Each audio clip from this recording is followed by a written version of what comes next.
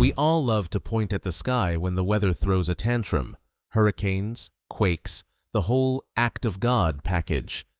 But sometimes the scariest thing in the room isn't the storm outside, it's us. Human error, human ego, human shortcuts. Those are the villains that don't need thunder to make the ground shake. So here are 5 moments where the human factor took center stage. Think of it like an anthology of preventable cliffhangers. 5 set pieces where planning, communication, and basic physics were the heroes we didn't invite, and chaos walked in instead.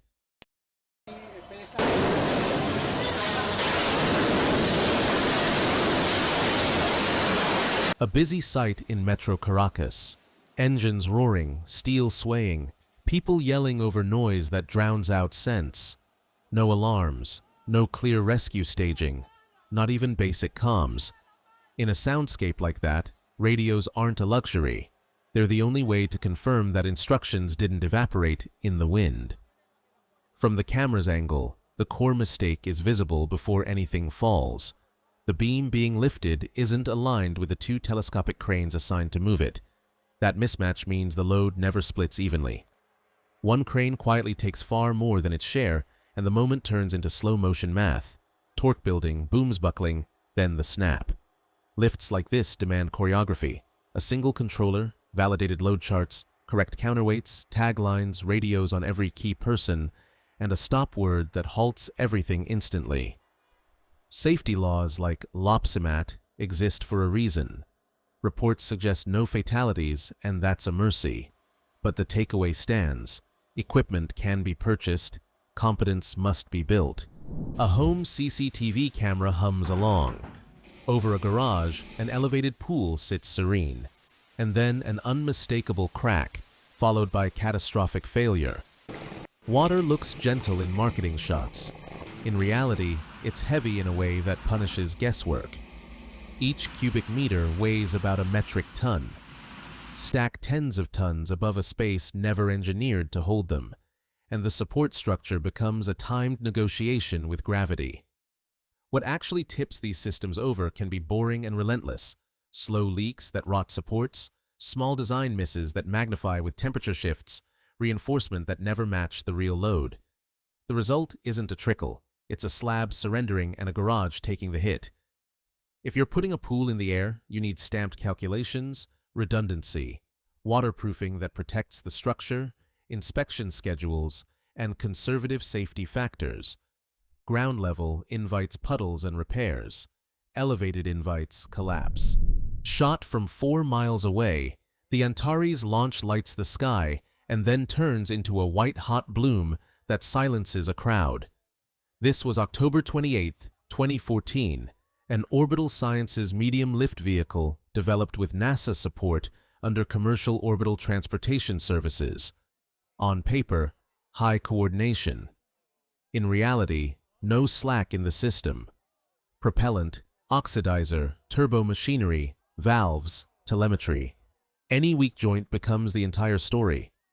Range safety perimeters and standoff distances aren't theatrics. They're the acknowledgement that launch day is a public exam. When the vehicle fails, the test still teaches. Investigations don't just assign blame, they buy reliability for the next mission by turning one dramatic loss into hundreds of small design and process corrections. Failure in aerospace is never cheap, but the discipline that follows, root cause, redesign, requalification, keeps the arc of progress pointed upward. Molten steel isn't just hot, it's a moving hazard that punishes indecision. In this clip, a ladle's bottom nozzle appears to jam and then partially release, turning a controlled pour into a spray while the vessel keeps traveling across the plant. You don't need to speak the language to hear the panic. Tone and cadence deliver the translation. The proper playbook is simple and stubborn. Stop movement, clear the area, control the flow, stabilize before crossing floors. Steelmaking environments compress hazards, extreme heat, suspended loads, tight lanes, and the risk of steam explosions if even a hint of moisture meets metal. That's why operations live by procedure and call and response comms. One person with the authority to say hold, a team trained to treat that word as law, and a system that prefers boredom over spectacle. Speed looks impressive until it becomes evidence.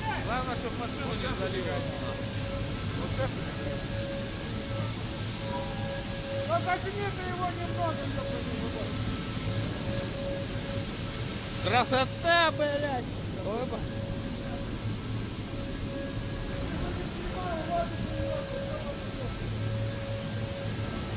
На нахуй, на нахуй! Еблан, что ли? Чё поднимает? Нихуя, дурак! Вон поднял, смотри, что делает! Охуеть, дебил ебаный, ты дурак!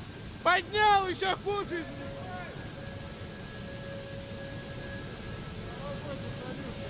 Пиздосно. В 4-й бригаде набрали. Ну да и нам нахуй. Там все.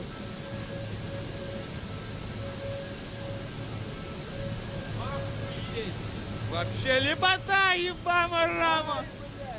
Вот так и работаем нахуй. Ебать мой хуй, здрасте. Лепота нахуй. Провода горят нахуй. At Taungi in Myanmar, the night sky fills with handmade balloons carrying fireworks. Beautiful, loud, unforgettable. It's also risk in a festive costume. In one incident, ropes securing a fireworks frame reportedly snapped mid-flight. The frame fell into the crowd, seriously injuring at least 2 people. Other years have seen worse, with fireworks igniting on descent or balloons crashing into spectators. This is the oldest problem in event design, keeping the spectacle while building a buffer around it. The fixes aren't exotic. Exclusion zones, multiple redundant lines, weather thresholds, staged ignition sequences, and officials empowered to cancel launches without argument. Culture can thrive inside good boundaries. It struggles after a preventable injury. Across all 5 moments, the theme is simple: people treating physics like a suggestion and procedure like paperwork. The cranes needed alignment, radios, and a unified command. The elevated pool needed engineering that matched reality, not aspiration. The rocket showed how complex systems demand humility on their best day. The steel plant reminded us that the right pause beats the wrong shortcut. The Fire Balloon Festival proved that tradition and safety have to share the same plan.